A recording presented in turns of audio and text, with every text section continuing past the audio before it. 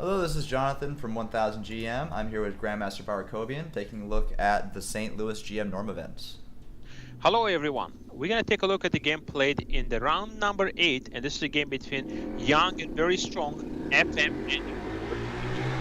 and Woodward. So in this game, as you can see, the difference of the players is about 200 points for Andy, and Andy's got the white pieces. So let's take a look. D4, D5, C4, C6. Jonathan, we have the Slav defense opening, okay? And one of my specialties in this opening is the exchange variation. I take on D5, take back, I play knight F3, knight F6, and we play this setup. I like it. One of my favorite setups. So then knight F6, knight C3, D takes C4, A4. Idea behind A4 in this position is just to prevent and discourage black from playing the move B5. Okay, so this is one of the main lines of the Slav defense. Bishop F5, knight E5. Another option here in this position white has is to play the move, for example, E3.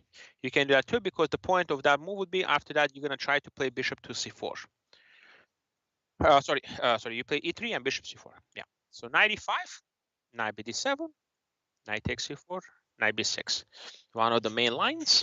And now we have knight E5. Here, white is threatening to play A5, A6. So almost always black plays the move A5 to prevent that from happening.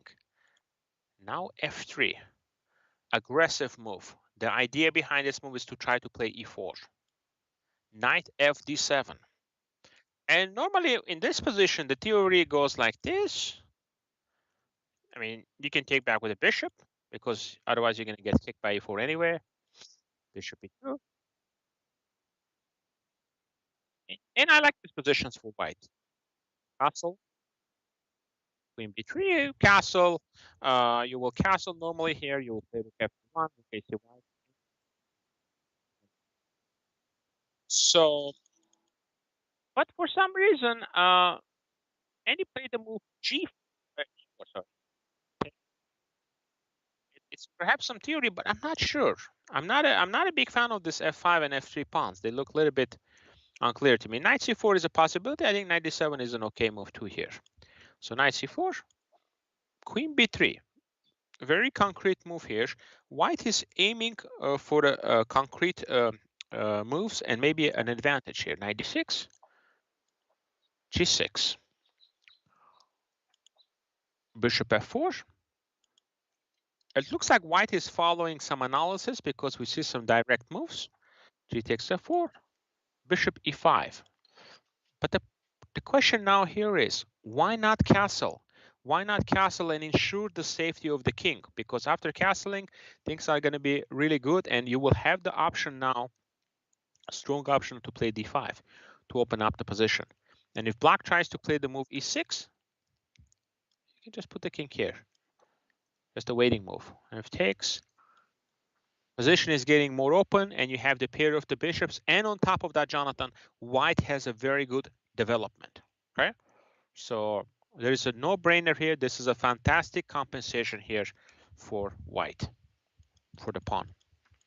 So this is what I would do. I think starting here, the opening play was very well played and good preparation by Andy, but later on, I think he played a bit too hesitant here. So bishop e5, rook g8, long castle, e6. Still, I prefer white here. G takes f5. Perhaps here, instead of taking on f5, he could have played a move bishop d3 just to develop the pieces and put some pressure on this diagonal.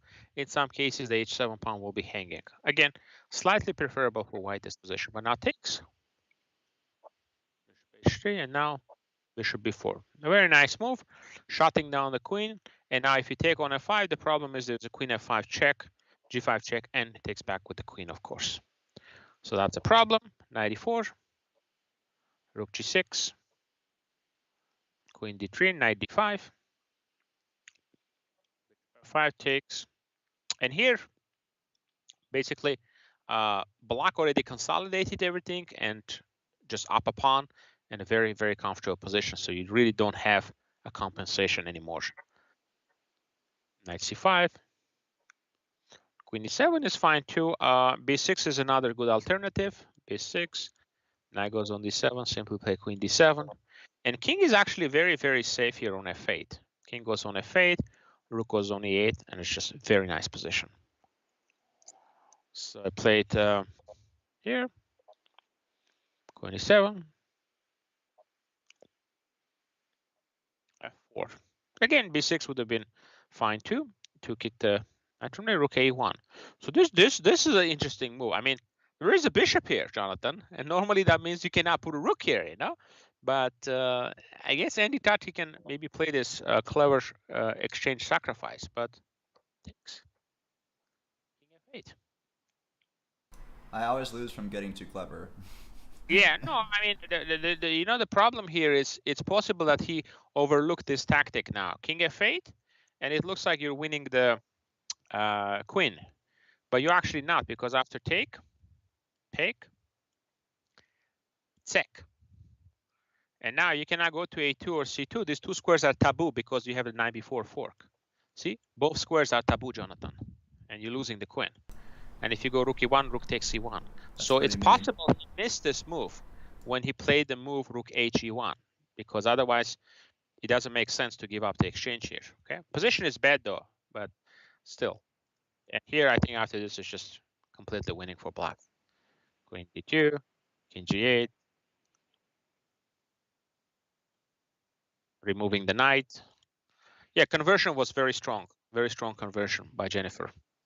Knight before, now if some good diagonal checks come, the king is going to be in serious trouble. Now threatening queen a2. See, like a black is up exchange, but not even trading queens to a winning area because the position is too strong. Check, and now that loses another rook, so the game is over. So beautiful win and a complicated struggle by Jennifer Yu. And again, that's over a 200-point upset.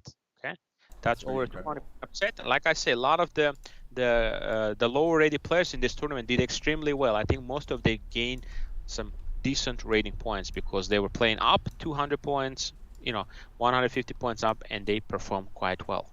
So excellent win by Jennifer Yu. And one thing we learned from this game, Jonathan, is when you have the initiative, right, in the opening, see, don't move the same piece twice. Just continue your development. And king safety. Get your king safety and get your pieces ready to open up, to rip open the position. This is very, very important to remember. You know, right around here, you know, white started to play some hesitant moves and slowly losing the thread of the game. Okay, and black took over the game. You know, it was a complicated struggle, but I thought Jennifer Yu played a very, very high level. So thank you very much, guys, for watching this game, and I hope you enjoy it, and we'll see you soon again for more videos. Take care.